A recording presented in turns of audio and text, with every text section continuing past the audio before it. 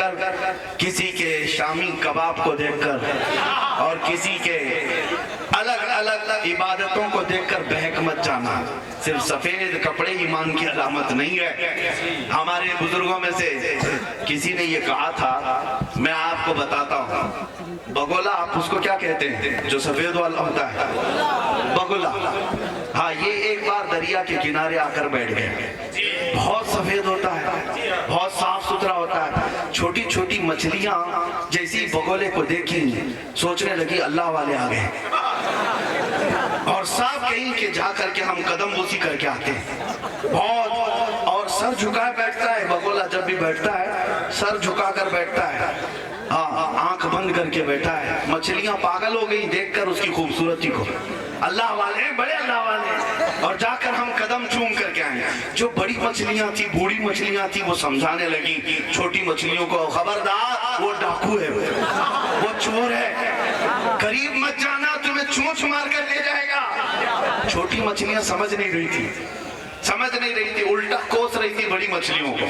وہ کہہ رہی تھی تمہارے پرانے خیالات دادی اماں، ہمیں چھوڑ دو، یہ اللہ والوں کے پاس جانے دو، ایسے اللہ والے بار بار کہاں آتے ہیں؟ چھوٹی مچھلیوں کو کچھ سمجھ میں نہیں آ رہا تھا، بڑی مچھلیاں اپنا کام کر کے کنارے بیٹھ گئی، سمجھانا ہمارا کام ہے، مت جاؤ۔ لیکن جو نئے نئے نوجوان مچھلیاں تھیں وہ سب کے سب دوڑی دوڑی اسی بگولے کی قدم بوسی کرنے آ گئی، اور قریب آئی تو بگولے نے چونچ مارا، ایک دو مچھلیوں کو اٹھایا اور بھاگ گیا۔ پھر بعد کی بچی ہوئی مچھلیوں کو عقل ٹھکانے پر آئی، واپس آ کر بڑی اماں سے کہنے لگی سچ کہتی تھی، وہ صرف سفید دکھتا تھا، حقیقت میں چور تھا۔ اعلیٰ حضرت یہی فرماتے ہیں، شہد دکھائے زہر پلائے، شہد دکھائے زہر پلائے، قاتل ڈائن شوہر کش، اس مردار پہ کیا للچائے دنیا دیکھی بھالی ہے۔ عزیزان گرامی وقار، یہ آج جو چہرے تمہارے سامنے آئے ہیں انہیں پہچانو، ہاں انہیں پہچانو۔ ہم دشمنان اسلام کو اچھی طرح سے پہچانتے ہیں جو پہلے سے ہمارے نہیں ہیں، لیکن جو جماعت میں بیٹھے ہوئے انہیں پہچاننا اور سخت ترین مرحلہ ہے۔ اسی لیے یہ علماء جو کہتے ہیں، بعض لوگوں کو ایسا لگتا ہے یہ خالی رد کرتے رہتے ہیں، ان کا کچھ کام نہیں، اختلاف کرتے رہتے ہیں، اس جماعت کو برا بھلا، اس جماعت کو برا بھلا۔ میرے عزیزو ایک بات یاد رکھو، جو عالم عشق مصطفیٰ کے معیار میں اگر کسی کی مخالفت کر رہا ہے وہ حقیقی عالم دین ہے، وہ حقیقی عالم دین ہے۔ ہم ہر اس کا رد کریں گے جو میرے مصطفیٰ کا بیگانہ ہے، اس لیے کہ حضور تاج الشریعہ بدر الطریقہ رحمت اللہ تعالیٰ علیہ نے یہ ایک میسج یہ دیا تھا، نبی سے ہو جو بیگانہ اسے دل سے جدا کر دے، نبی سے ہو جو بیگانہ اسے دل سے جدا کر دے، پدر مادر برادر جان و مال ان پر فدا کر دے۔ عزیزان گرامی وقار، ہمارا دین، ہمارا ایمان کیا ہے؟ آپ کو میں بتاؤں، اقبال سے پوچھو، علامہ اقبال ہی کہتے ہیں بمصطفیٰ برساں خیش کے دی ہم آووز، گربہ اون رسیدی تمام بولہبی، اپنے آپ کو رسول اللہ کے قدموں تک پہنچا دو، یہی دین ہے، یہی دین ہے۔ اور اگر تم وہاں تک نہیں پہنچ سکے تو زندگی ابو لہب کی طرح۔ اس بات کو یاد رکھو اے نوجوان، عزت ادھر ادھر ڈھونڈنے نہ جاؤ، عزت میرے مصطفیٰ کے قدموں میں ہے۔ آج ہم نے خود دیکھا ہے، ہم آج آپ کے سامنے یہاں پر کھڑے ہیں، مجھے اگر آج آپ لوگ پلکوں پر بٹھاتے ہیں یا پھولوں کے ہار پہناتے ہیں یا ممبر پر بٹھاتے ہیں، یہ کس لیے؟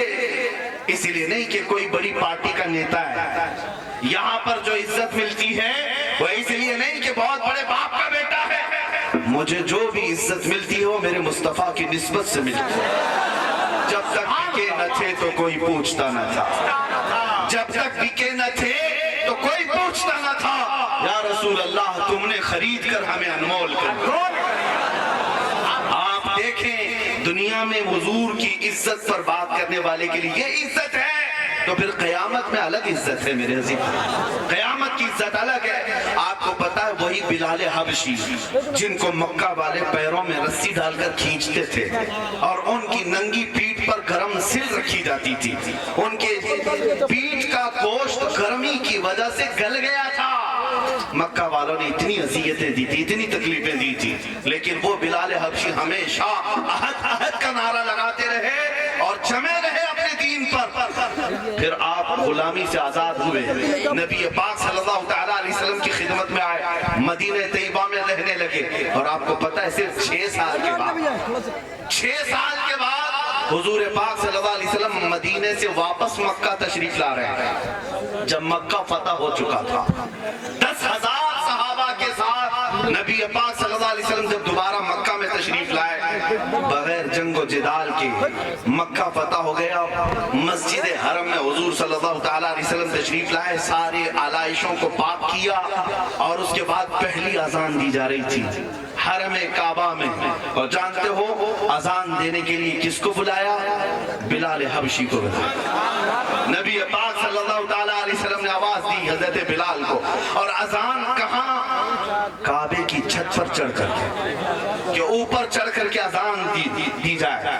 حضرت بلال حبشی وہاں سے اذان دیتے رہے۔ میرے عزیزوں، بزرگوں نے یہ فرمایا ہے اذان کہیں سے بھی دے لیتے، اذان چھوٹی سی اونچی جگہ سے دیتے، بلال حبشی کعبے کی چھت پر مکہ میں کھڑے ہو کر اذان دے رہے ہیں۔ یہ دنیا کو بتانا تھا جو میرے مصطفیٰ کی محبت میں ایک زخم بھی کھائے، کعبہ بھی اس کے تلووں کے نیچے ہوتا ہے، اللہ اسے کعبے کی چھت کے اوپر کا مقام دیتا ہے۔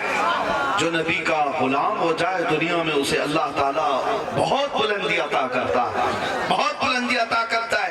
اس لیے آنے والی مصیبتوں پر ادھر ادھر نہ دیکھو، آنے والے طوفانوں سے ادھر ادھر نہ بھاگو، بلکہ تمہارا امتحان ہے اور تمہاری آزمائش ہے، تم جمے رہو۔ اور یہ جتنے بھی اس طرح کی کیڑے آتے رہیں گے، کوئی بھی اگر جماعت کا غدار اٹھ کر کے یہ کل کہہ دے کہ ہمارا دین، جیسے اب یہ آگے بھی یہ بھی کہیں گے ہمارا سب کا ڈی این اے ایک ہی ہے، اب یہ بھی کہیں گے آگے، اس لیے کہ یہ پالے ہوئے کتے ہیں، یہ پالے ہوئے ہیں، ان کی اپنی زبان نہیں، ان کی زبان میں کوئی اور پیچھے بیٹھا ہوا، ان سے وقتاً فوقتاً اس طرح کی باتیں کرائی جائیں گی۔ میرے عزیزو، انہی کے تو پرکھوں کی باتیں ہیں جنہوں نے کتاب میں لکھ مارا ہے کہ رسول اللہ کو پیٹ پیچھے کا علم نہیں تھا۔ یہی تو لوگ ہیں جنہوں نے کہا تھا شیطان کا علم اور رسول کا علم برابر ہے۔ ہم یوں ہی نہیں لڑتے، ہم یوں ہی قوم کو بیدار نہیں کرتے۔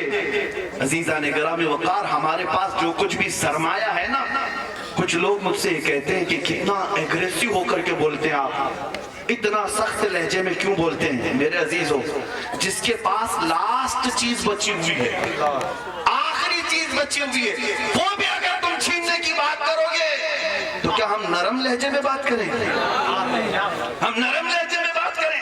ہمارے پاس جو سرمایہ بچا ہے وہ میرے مصطفیٰ کی محبت ہے، یہ چیز بچی ہوئی ہے اور اس کو سنبھالنا ہے نوجوانوں، اور یہ سب سے بڑی دولت ہے، سب سے بڑی دولت ہے۔ تم اگر کچھ بھی نہ ہو تمہارے پاس، تب بھی تم احساس کمتری میں مت آنا۔ آج جیسے لوگ تمہیں ورغلائیں گے اس طرح بول کر، تمہاری حالتیں بڑی خراب ہیں، تمہارا فیوچر کچھ بھی اچھا نہیں ہونے والا، ان سے کہو تم اپنا دیکھ لو، ہمارا فیوچر بتانے والا مدینے کا تاجدار نبی مکرم صلی اللہ تعالیٰ علیہ وسلم نے 14 صدیوں پہلے ہمارا فیوچر بھی بتا دیا، گھر گھر پر اسلام کا جھنڈا لہرائے گا۔ ہاں، ہمیں یقین ہے مدینے والے کی بات پر۔ تم ان تمام باتوں سے نہ گھبراؤ کہ تمہارا کیا ہونے والا ہے۔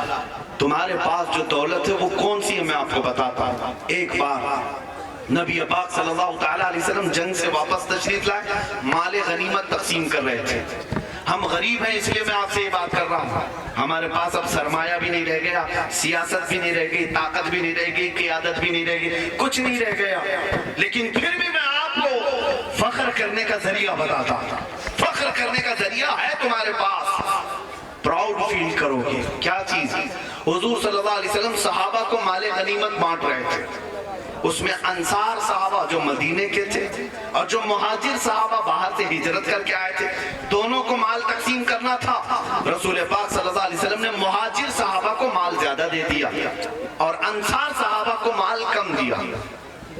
مال کی تقسیم ہو گئی، یہ رسول پاک بہتر جانتے حکمت کیا ہے، لیکن بعد میں انصار صحابہ کے بعد آپس میں چیمے گوئیاں شروع ہو گئی، سب آپس میں بات کرنے لگے، رسول اللہ نے ان کو زیادہ دے دیا، ان کو زیادہ دے دیا۔